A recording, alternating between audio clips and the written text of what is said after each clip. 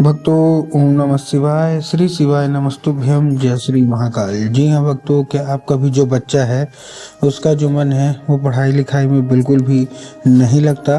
आप लोग बहुत ज़्यादा परेशान हैं उसकी पढ़ाई को लेके कि आखिरकार हमारा जो बच्चा है वो पढ़ता क्यों नहीं है। जब भी आप उसको पढ़ाने के लिए बैठाते हो तो कहीं वो घूमने चला जाएगा, कहीं वो खेलने चला जाएगा, कहीं वो कुछ करने लगे, कहीं कुछ, लेकिन पढ़ेगा बस बिल्कुल भी नहीं। तो आपको परेशान होने की कोई भी आवश्यकता नहीं है, क्योंकि आज जो मैं आपको उपाय बताने वाला हूँ, अगर आपने केवल और केवल उस उपाय को ध्यान से सुन के और अच्छे तरीके से कर लिया तो अवश्य रूप से सारी इच्छा, सारी मनोकामना जो है वो पूरी होनी ही होनी है। और आपका जो भी बच्चा है जिसका भी मन पढ़ाई लिखाई में नहीं लगता, अवश्य रूप से उसका जो मन है वो पढ़ाई की ओर आकर्षित होगा ही होगा। क्या करना है, कैसे करना है, पूरा का पूरा समझाने वाला हूँ, अच्छे तरीके से आपको बताने वाला हूँ। तो बस एक एक उपाय ध्यान से सुन के करिएगा ज़रूर।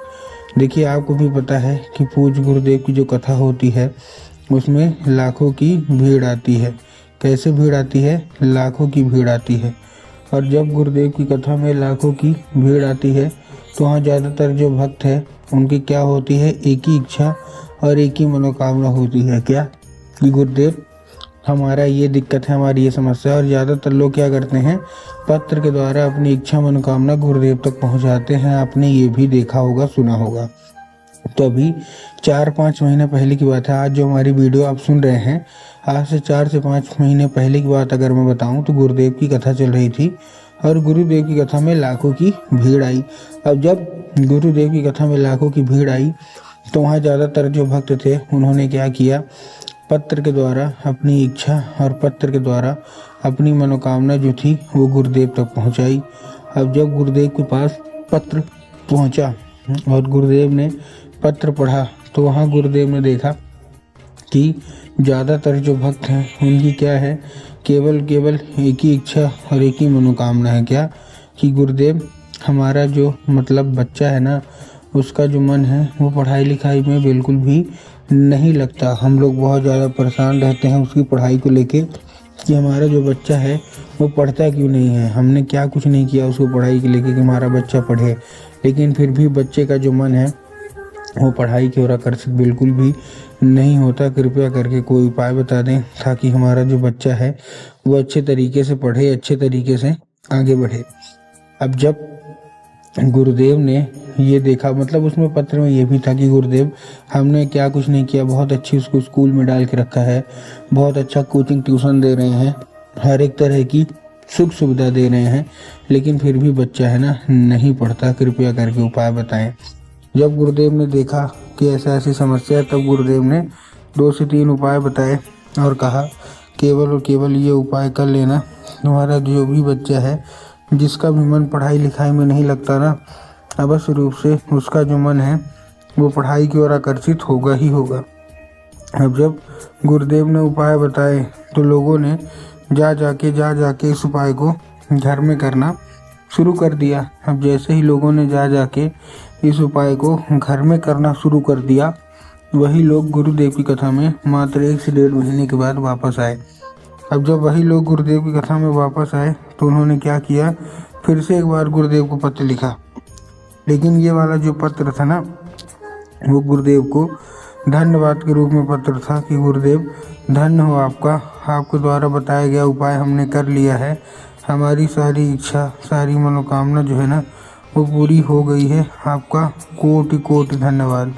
हमारा बच्चा बहुत अच्छा पढ़ने लगा है और ये केवल आपके द्वारा बताए गए उपाय के कारण ही हुआ है, आपका कोटि कोटि धन्यवाद।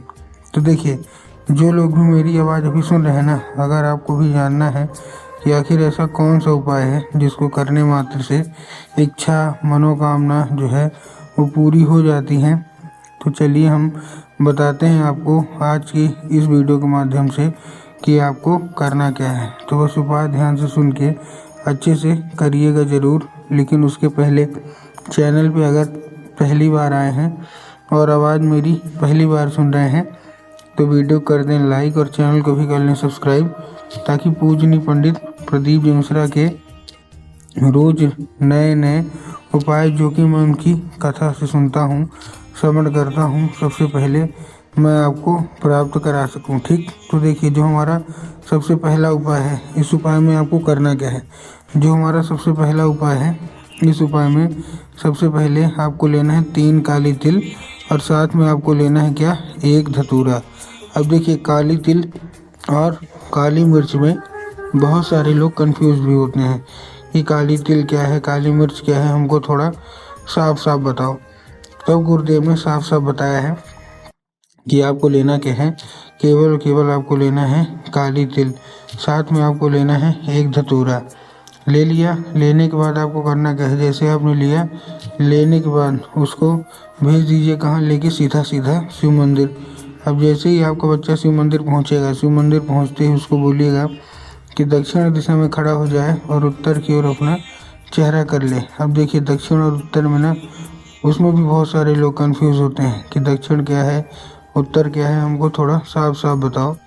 तब गुरुदेव ने साफ साफ बताया है कि आप जिस भी शिव मंदिर जा रहे हैं, उस शिव मंदिर जिधर साइड शिव जी का जलाधारी हो, आपको अपना चेहरा उधर साइड करके खड़े हो जाना है। ठीक, खड़े हो गए, खड़े होने के बाद आपको क्या करना है, एक नाम लेके, कौन सा, महादेव का बहुत ही सुंदर सा नाम है, श्रम्भेश्वर महादेव। तो आपको करना क्या है, आपको श्रम्भेश्वर महादेव का नाम लेके चुपचाप क्या करके उसको अर्पित करवा देना है। पूज्य गुरुदेव कहते हैं कि अगर आपके बच्चे ने इतना ही कर लिया तो अवश्य रूप से इच्छा मनोकामना जो है ना, वो पूरी होगी ही होगी, और आपका जो बच्चा है वो अवश्य रूप से पढ़ाई की ओर आकर्षित होगा ही होगा।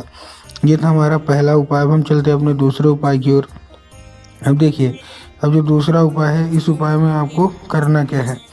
जो हमारा दूसरा उपाय है, इस उपाय में सबसे सिंपल सा आपको जो लेना है वो क्या लेना है, केवल और केवल आपको लेना है 1 लाल फूल। ठीक, लाल फूल ले लिया।